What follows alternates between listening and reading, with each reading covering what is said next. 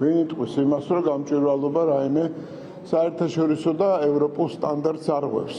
პირიქით, მე მგონი სწორედ ეგ არის მთავარი პრინციპი იმისა, რომ სახელმწიფოში იყოს ყველაფერი გამჭვირვალე, წინააღმდეგ შემთხვევაში ის თანხები შეიძლება შავფულად შევაფასოთ, რომელიც შემოდის და იხარჯება იმ პროექტებში, რომელიც არანაირად არ პასუხობს სახელმწიფო ინტერესებს. რაც შეეხება მედია კანონს, რასაკვირველია აქაც ის სტანდარტია, რომელიც თუნდაც ბრიტანეთში არსებობს. თავისუფალი რედაქციული სარედაქციო პოლიტიკა არ ნიშნავს იმას, რომ მედია უნდა იყოს გამოყენებული კონკრეტული პოლიტიკური მიზნისათვის და თანაც იმ პრინციპით, რასაც ქვია სიცრუის გავრცელება, განზრახ იმისათვის, რათა დაძაბულობა შეიქმნას საქართველოში. ასე რომ არც ერთი თემა არ არის ისეთი, რომელიც არ არის აქტუალური. იგივე თუნდაც საკითხი მოღალატეობის მოხლის შემოტანასთან დაკავშირებით. არის ცალკეული საკითხები, რომელიც ისჯება სისხლის სამართლის წესით, მაგრამ მათი ერთობლიობა დასაკვირველია წარმოადგენს ღალატს, რომელიც აუცილებლად უნდა იყოს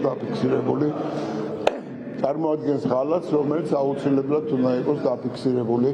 როგორც ერთი დიდი დანაშაული, როდესაც პატარა ქვეყანას ამდენი გამოწვევები აქვს შიგნიდან თუ გარედან. ასე რომ ვფიქრობ, კითხვაც არ არსებობს დამატებითი იმასთან დაკავშირებით, რამდენად დემოკრატიულია ეს გადაწყვეტილება. ეს არის კლასიკური დიქტატურის მანიშნებელი, როდესაც პერსონიფიცირებულია რაღაც კოლექტიური პასუხისმგებლობა დგება, განსაკუთრებით როდესაც ამას აყენებს ქართული ოცნება თეა წულუკიანი და ბიძინა ივანიშვილი.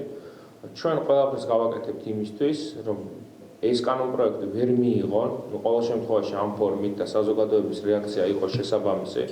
მათ შორის ამასთან დაკავშირებით აუცილებელია, რომ ოპოზიციურ პარტიებს ჰქონდეთ კაფეოდ ჩამოყალიბებული პოზიცია, იმიტომ რომ ერთი პარტიის აკრძალვა ავტომატურად გულისხმობს იმ დაშვებასაც, რომ სხვებსაც აკრძალავენ, როდესაც ამის საჭიროება დადგება და მიგვაჩნია, რომ ამ დაპირისპირებაში ჩვენ ფორმალურად გვექნება თუ არა სადღაც მონაწილეობის უფლება, იქნება მეორეხარისხოვანი. თუ კი არჩევნების იდეა ამ ქვეყანაში არ დაბრუნდა და ძირეული ცვლილებები არ შევიდა, პუტინიც ატარებს ეს არჩევნებს ერთი ოპოზიციური ან ორი ოპოზიციური პარტიით და ჩვენ სისტემურ ოპოზიციობას არ ვაპირებთ, რომელიც უბრალოდ მონაწილეობისთვის მიიღებს მონაწილეობას. პარტიების აკრძალვა ხდება დიქტატორულ რეჟიმებში. ეს არის ლეგალისტური გზა, რომ მათ დაამყარონ რაღაცა დიქტატურა. ჩემთვის არ აქვს მნიშვნელობა რა საფუძვლით, მაგრამ ამ კონკრეტულ შემთხვევაში თუ ლაპარაკობთ პარტიების აკრძალვაზე, ესე იგი იმ პირთა სია, ვისაც უნდა ააგრძალოს საქმიანობა, უნდა დაადგინოს მაგალითად ნაცმათ ენგის შარმანაშვილმა, რომელიც ნაციონალური მოძრაობის ელჩი იყო